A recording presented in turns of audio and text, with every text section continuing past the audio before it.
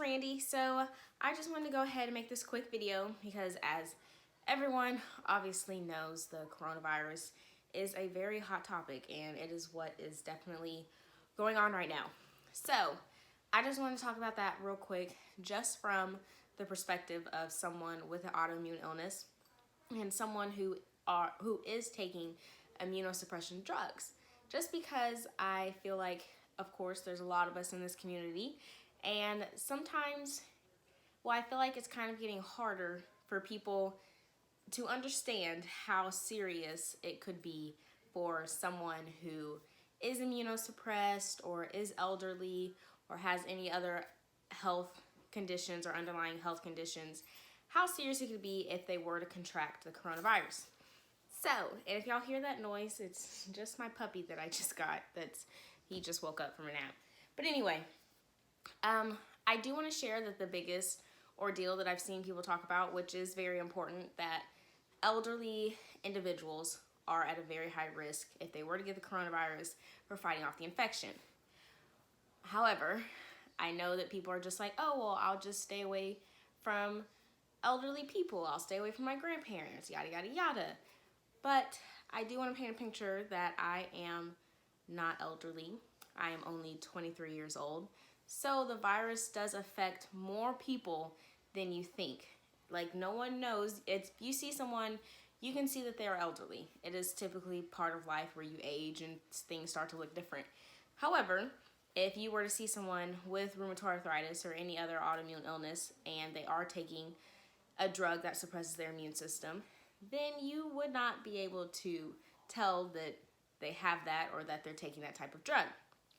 So I definitely did just want to touch on that, and I do want to share that, of course, in life you don't want to live in fear, and I definitely do not live my life that way. But I think of it in the sense of when you get in the car, the first thing you do is put on your seatbelt. You don't put on your seatbelt because you're living in fear and you're just terrified that something's going to happen or you're expecting something bad to happen. You put on your seatbelt so that you're prepared if something were to happen, and you're safer, you're protected, and you're not putting yourself at risk for something basically to even live your life if it is that extreme of a car accident. So I do want everyone to just try and understand that it's not just about, oh, well, if I get coronavirus, it's not that serious. Think about your loved ones and think about other people and other people's loved ones, and just try to paint a bigger picture that, okay, I can just not be social for a little bit. I can stay home. I can wash my hands. I can take extra precautions to make sure that everyone is safe.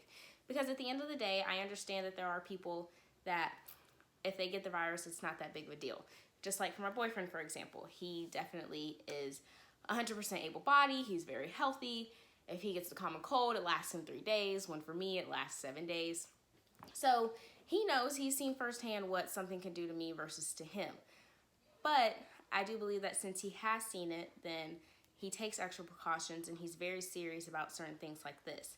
And I know, unfortunately, well, not unfortunately, because I don't wish this upon anybody, but you don't know until you know, or like you don't get it until you get it.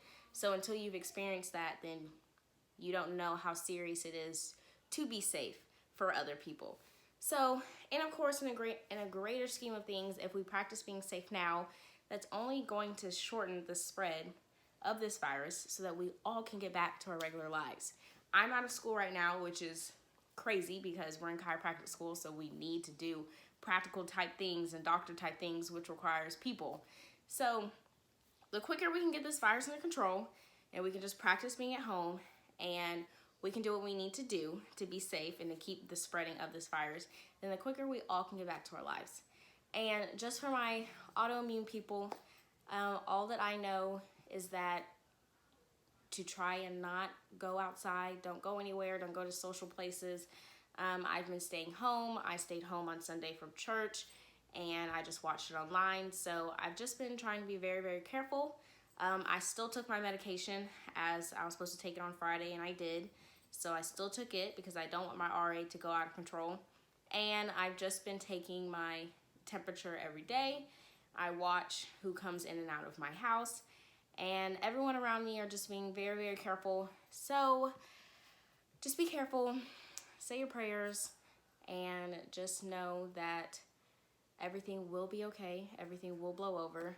But of course, until all of that happens, then please, please, please, everyone, be very, very, very careful. Stay home if you can. And just continue to love one another and understand that we are put on this earth for something bigger than just ourselves. All right, guys, I hope y'all have a great rest of y'all's day. Goodbye.